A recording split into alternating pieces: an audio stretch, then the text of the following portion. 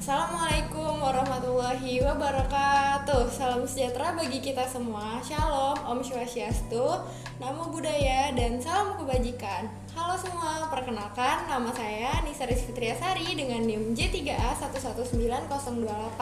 Saya dari Program Studi Komunikasi Sekolah Vokasi Institut Pertanian Bogor. Pada video kali ini saya akan menjelaskan tentang 3 acara tahunan oleh 3 etnis besar di Kalimantan Barat. 3 etnis besar ini adalah Tionghoa, Dayak, dan Melayu. Yang pertama, dari suku Tionghoa ada Festival Cap Gomeh. Nah, apa sih Festival Cap Gomeh itu?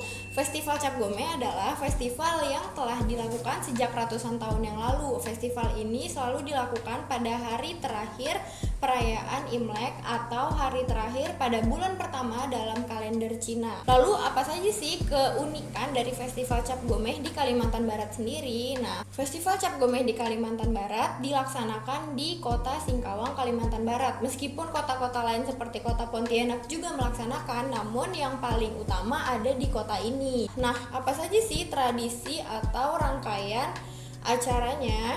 Yang pertama, terdapat pawai tatung. Jadi tatung sendiri adalah orang yang dimasuki oleh roh-roh yang baik. Nah, roh-roh baik ini dipercaya dapat melawan roh-roh jahat. Nah, tatung sendiri ini akan diarak keliling kota dalam pawai di Festival Cap Gomeh, dan mereka akan melakukan hal-hal yang di luar nalar manusia seperti menusukkan benda tajam ke badan mereka dan lain-lain. Yang kedua, ada Festival Lampion.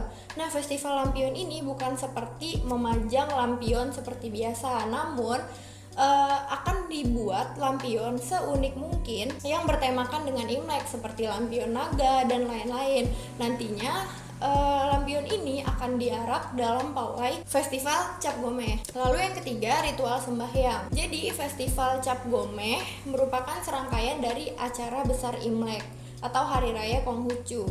Ritual sembahyang saat Cap Gomeh ditujukan kepada Dewi Langit, dan masyarakat Singkawang sendiri menganut kepercayaan ini karena mereka percaya kepada dewa-dewi dalam kepercayaan Konghucu. Ya, lalu yang keempat adalah adanya ritual buka mata 12 naga dan pembakaran 12 naga. Nah, apa sih itu? Jadi dibuat suatu replika naga dan nantinya akan dimasukkan roh-roh naga ke dalamnya. Nantinya naga-naga tersebut akan diarak dalam pawai dalam Festival Cap Gomeh. Lalu naga ini juga dipercaya dapat menolak bala, dan juga setelah perayaan Cap Gomeh selesai, replika-replika naga ini akan dibakar untuk menandai bahwa Festival Cap Gomeh telah selesai. Lalu yang kelima, adanya pertunjukan seni dan budaya dan juga festival kuliner. Jadi yang sudah saya sebutkan tadi adalah serangkaian dari festival-festival budaya, dan ada juga stand-stand kuliner yang menjual kuliner khas Tionghoa saat Festival Cap Gomeh berlangsung. Dan makanan yang menjadi favorit adalah lontong cap gomeh, coipan, dan juga kue keranjang. Lalu yang kedua, dari suku Dayak, yaitu adanya Gawai Dayak. Nah, apa itu Gawai Dayak? Jadi Gawai Dayak adalah perayaan untuk mengucapkan syukur atas hasil panen yang bagus dan melimpah, dan juga berdoa agar hasil panen selanjutnya tetap bagus dan terhindar dari mara bahaya. Gawai Dayak sendiri dilaksanakan oleh berbagai suku Dayak di Kalimantan Barat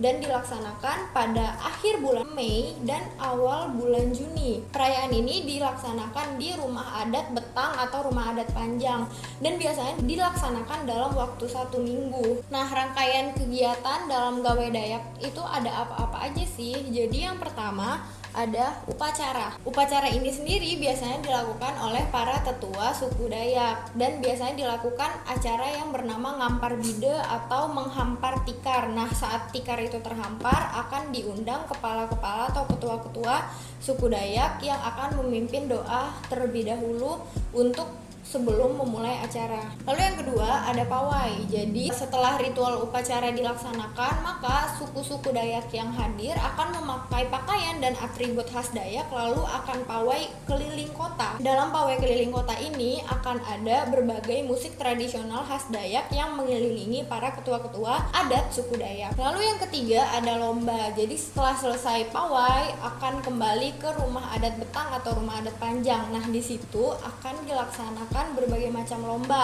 Namun ada dua lomba yang ikonik. Yang pertama, lomba menangkap babi. Jadi terdapat satu ekor babi yang dilepaskan dan pengunjung-pengunjung yang datang akan menangkap babi dalam hitungan menit. Ya, lalu yang kedua ada lomba bujang dan dara Dayak. Nah, bujang dan dara Dayak ini seperti kalau kita tahu seperti Abang None Jakarta. Jadi itu seperti perwakilan dari bujang dan dara terbaik dari suku Dayak. Syarat partisipan yang bisa ikut bertanding dalam lomba yang penting masih ada garis darah atau keturunan suku Dayak. Nah, hal-hal yang diujikan dalam lomba bujang dan dara Dayak yang pertama pengetahuan umum, bahasa, dan juga kreativitas oleh para pemuda-pemudi suku Dayak. Lalu yang terakhir ada stand. Nah, stand ini sama seperti festival Cap Gomeh, terdapat berbagai stand budaya dan juga stand kuliner.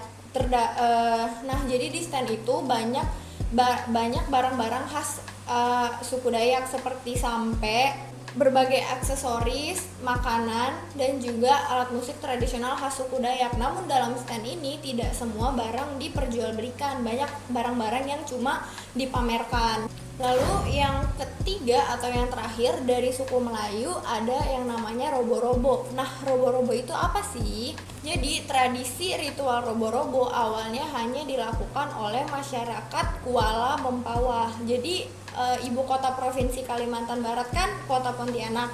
Nah, Mempawah ini sekitar 67 km dari kota Pontianak. Jadi tradisi ritual robo-robo ini dilaksanakan oleh hari Rabu terakhir dalam bulan Safar. Kenapa dipilih tanggal itu? Karena ada sejarahnya ya teman-teman. Jadi sejarahnya terkait dengan Opu Daeng Manambon. Pertama-tama historinya Opu Daeng Manambon dan putrinya yaitu Putri Kesumba datang ke Mempawah bersama rombongan-rombongannya. Lalu waktu itu masyarakat Kuala Mempawah menyambut Opu Daeng Manambon dan putrinya secara antusias. Pada saat itu juga Opu Daeng Manambon menjadi sangat senang dan akhirnya bekal-bekal yang dibawa selama perjalanan dibagikan kepada masyarakat Mempawah.